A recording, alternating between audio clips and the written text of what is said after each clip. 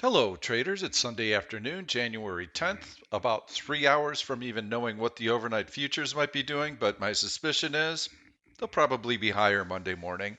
We've got a nice upward sloping trend line right now on the SPY. We're going to start with our market analysis as we always do. This is a weekly chart. It's always good to take a look at what's happening on a longer term perspective and then to zoom in. That's an upward sloping trend line that we have right there. And you can see how on a weekly basis, the market has broken out above it.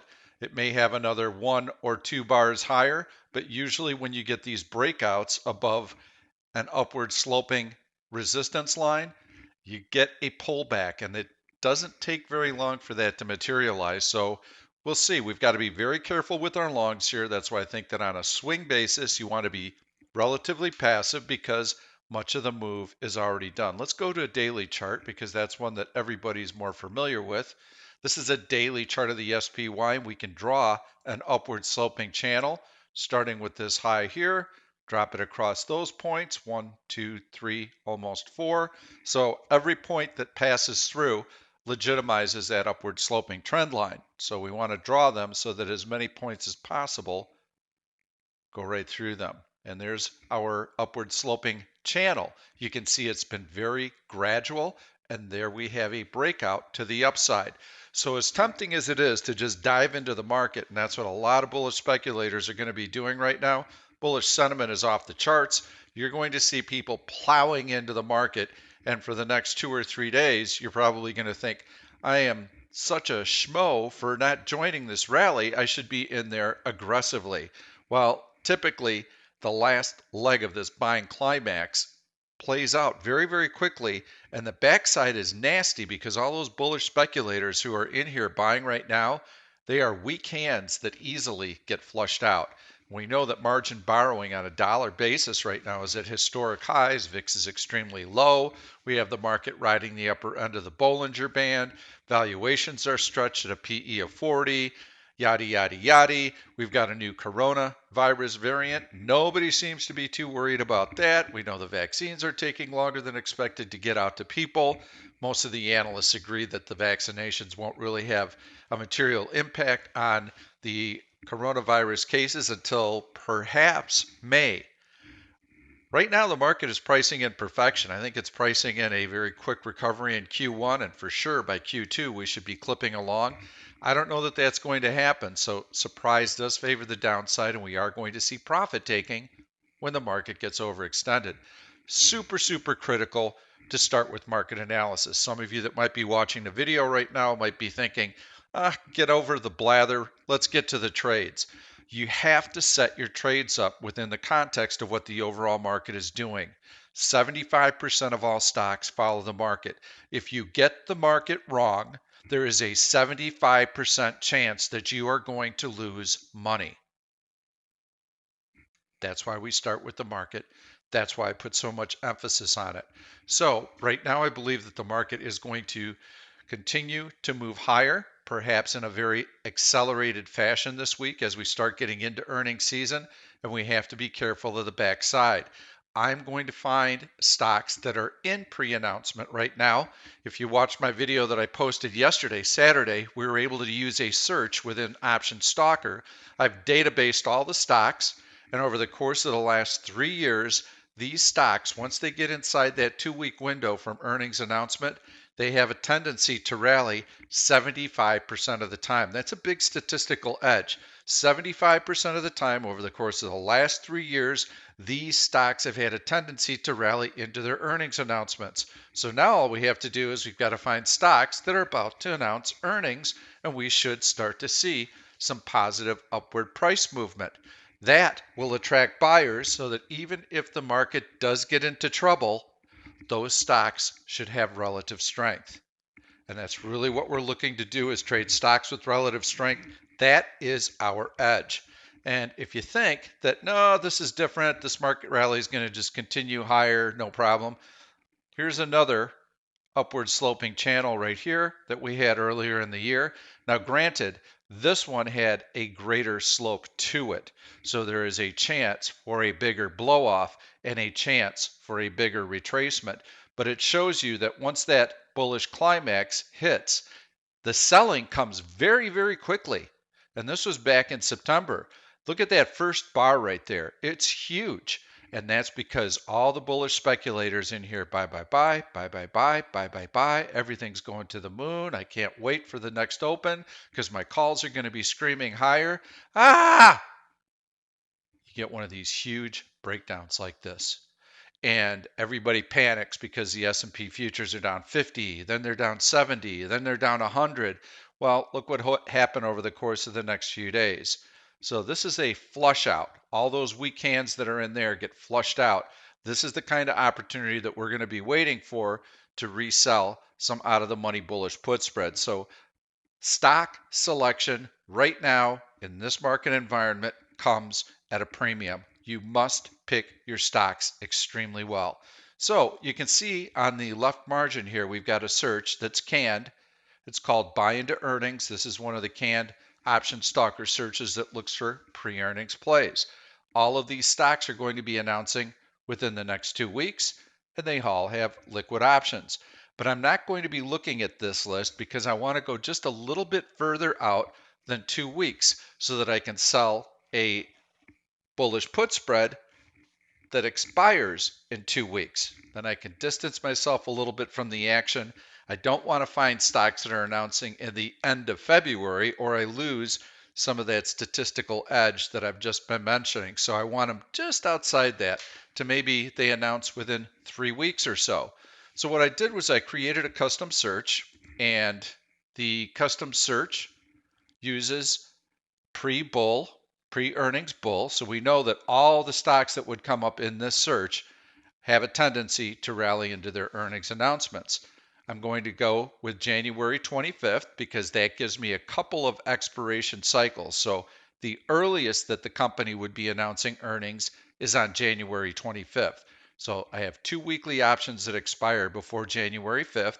And as I mentioned, January 25th, as I mentioned, I didn't want to go too far out in time, so I only went to February 5th.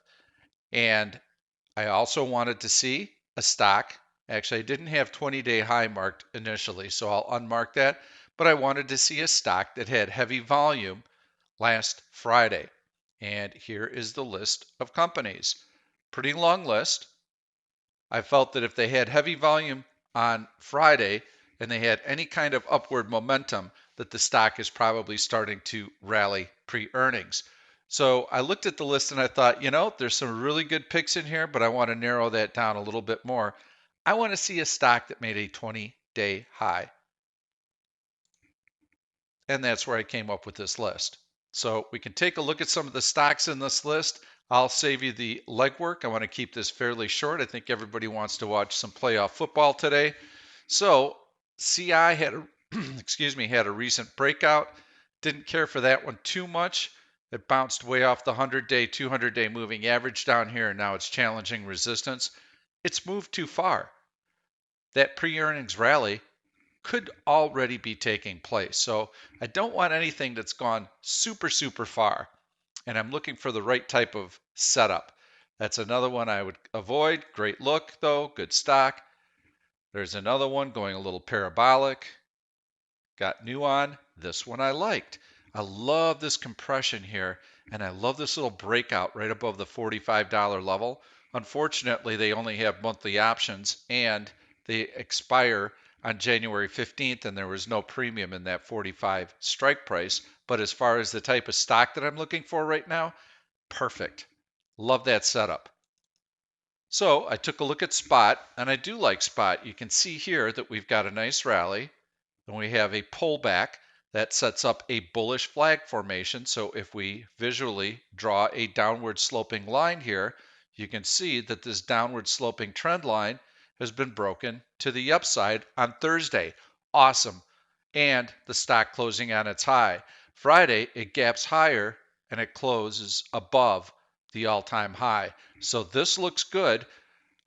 My opinion on this stock is that it continues to go higher quickly with the market because it's got a lot of momentum right now and it should continue to move higher. But to play it safe, because I don't like the market backdrop, what I'm going to do is I'm going to be selling an out of the money bullish put spread. And I'm going to go into my staged order entry screen. And I will show you the order that we've got queued up for you. If I highlight a trade, a bullish put spread, or any other kind of option spread after market hours, and I send my members a link, I include it in the account that I'm trading. I started a $10,000 account with Ameritrade this year. We got a couple of our spreads done. You can see them here. We were filled on the AXP January 22nd, 115, 114 bullish put spread for a 20-cent credit. And we also were able to get filled on a JNJ Jan 22.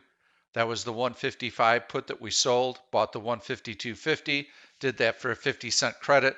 We did not get filled on the Tesla trade. We did not get filled on the McDonald's trades. Those were canceled at the close Friday since we didn't get filled. But here are two that I really like. So the first one that you can see there is SPOT, and there we're going to be selling the Jan 29 325 put, and we're going to be buying the 322.50 put, and we're going to be doing that for a 50-cent credit. So let's take a look at that setup. We'll go into our trade screen here, and we've got SPOT. And we're going to go, first thing that we have to do, okay, first thing you have to do is hover over this E. Just make sure that you're past, that the options expire before the earnings announcement date, that the earnings announcement date is past the options expiration date, which in this case, February 3rd is the earnings date, and that is past January 22nd. So that will work for us. And so we'll go take a look at these, and we're going to be going down to the 325s and the 322.50s. So there are the 325 puts. There are the 322.50 puts, and we're going to be trying to do this for a 50-cent credit.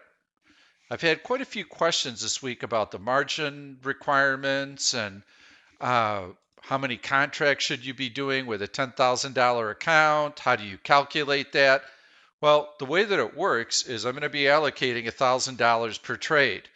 Well, the margin requirement for a spread like this, or for any spread, is you take the difference in the strike prices, which is $2.50. But I get to apply the credit that I receive, which is 50 cents. So my margin requirement on this is not $2.50, it's $2. $2.50 between the strikes, 50-cent credit. We're going to be putting this spread on, and we need to set aside $2 per contract. Divided by $1,000 equals 5 contracts. That's how we do the math on these, and I'm actually submitting an order. So that's the first trade. We are going to sell the SPOT Jan 22 expiration. We're going to be selling the 325 puts, buying the 322.50s. We're going to be doing that for a 50-cent credit. Excuse me, you can see that the spread itself is a negative dime bid, just using these numbers. It would never be negative. But in any case, it allows us to measure the range, and the ask is 110. So a 50-cent credit is right in the middle. So we need a little help from the stock, and my thought on the underlying stock, I don't mind if it pulls back. You've got one support level right here, which is at about $340. That was the prior high, and that also is the middle of the long green candle, so that also would be support.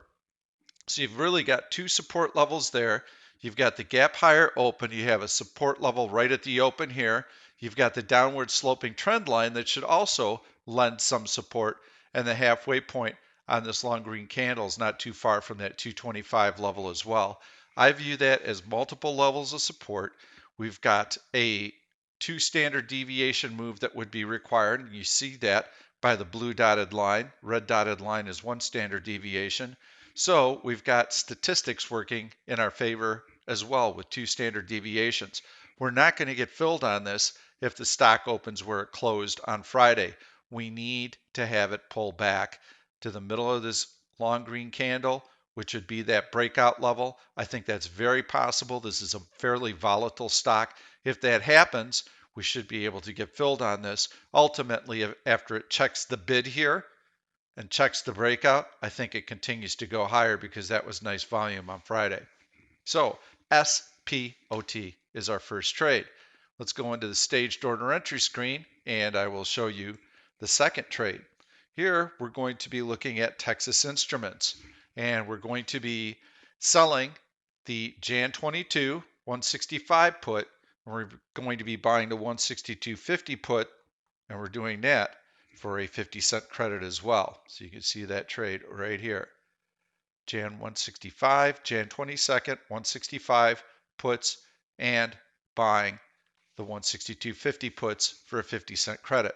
So I'm going to move this off screen so we could take a look at TXN, and I'll be able to bring up those options, and we'll take a look at that spread. TXN, I like this one because you can see that it had a similar price pattern to NUAN. Compression, nice compression breakout, really nice strong day on Friday, excellent volume. And let's check that earnings date. You can see it's 126, so we have to sell an expiration before 126. Well, the 22s, the Jan 22s, expire before then.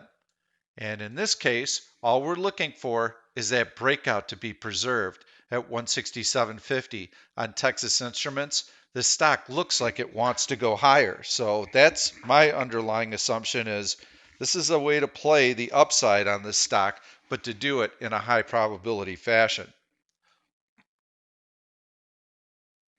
So we'll take a look at the options right here. We'll scroll down and there we can see got the 165 puts, and there are the 162.50 puts. Again, two standard deviations. So we've also got a statistical edge here because the stock would have to move an awful lot for this spread to get into trouble. It's already breaking out. Possibly some of that pre-earning strength is already starting to show itself. I feel that if it checks this breakout ahead of earnings, it's still probably going to grind higher. And the $65, $165 strike price is really the open from that candle on Thursday. I'm expecting that to hold as well. So I view that as a support level. These trades are all very short term. So we've only got 2 weeks until expiration on this. So this is not a long-term trade and this will yield a 25% return. So let's review it again. Texas Instrument, Jan 22nd expiration, selling the 165 puts, buying the 162.50 puts, and we're doing that for a 50-cent credit. So we know that I'm going to be doing 5 contracts on this, and I'm going to be looking for a 50-cent credit. So we'll enter that information, GTC, and I'm submitting that trade. And again, I'm doing 5 contracts because there is a $2 per contract margin that I have to put up. $2 into $1,000 per trade equals 5 contracts. So that's how we're calculating it. We can very quickly take a look at that search. Very powerful, great to use right now. Final recap on the market. These all could be good candidates in here. Tesla's run like mad, so I didn't want to do Tesla. I think that one might have already run higher. Some of these are just great looking stocks. They were all very, very strong. So keep an eye on all of these. I think they could see some follow through on Monday, particularly with their earnings coming up and that bias. Thanks so much for watching. If this content helps you trade, please give the video a thumbs up. Make sure to subscribe to the YouTube channel and turn on your notifications because I post these videos all the time. They have lots of trades. The one thing I want you to really walk away with in this video is don't just look at the trades and try and pick trades off. You'd be missing the entire point of what we do at One Option. I want you to understand the technical patterns that we're looking at. I want you to understand the statistical edges that are built into Option Stalker to help us find the highest probability trades. And you don't hear many websites or many analysts or quote unquote gurus talking about how the overall market dictates what your option trading should be. That is the starting point. If you get the market right and you get the stock right, those are the two most important things. You could do almost any option strategy you want and make money. So, in any event, have a great weekend. We'll see you tomorrow. Thank you for watching this YouTube video. I'm Pete Stolzers, and I'm going to keep the trade ideas coming along with lots of education, so make sure to subscribe to the channel and please turn on your notifications so that you never miss another trade. If you like the content, please give it a thumbs up. I've loaded 2 other videos that I think you're really going to enjoy. Stay tuned. We'll see you soon.